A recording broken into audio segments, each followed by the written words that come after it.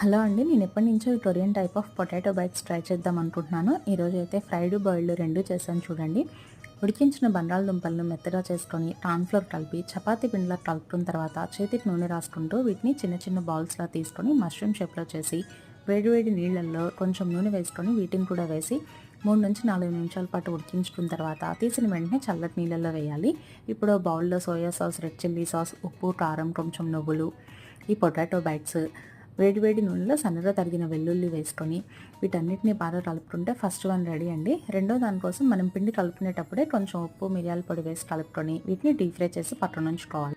ఇప్పుడు ప్యాన్లో నూనె వేసుకొని సన్నగా తరిగిన వెల్లుల్లి, ఉల్లిపాయ ముక్కలు, క్యాప్సికమ్ ముక్కలు వేసి ఫ్రై అయిన తర్వాత సోయా సాస్, చిల్లీ సాస్, కొంచెం వెనిగర్, కార్న్‌ఫ్లోర్‌లో కొంచెం నీళ్లు కలిపి అవి కూడా వేసుకొని కొంచెం ఫ్రై అయిన తర్వాత ఈ పొటాటో బైట్స్ వేసి రుచికి సరిపడా ఉప్పు వేసుకొని చివరిగా కొత్తిమీర, నువ్వులు వేసుకుంటే ఫ్రైడ్ వెర్షన్ రెడీ అండి. ఫ్రైడ్ వెర్షన్ అయితే చాలా బాగుంది.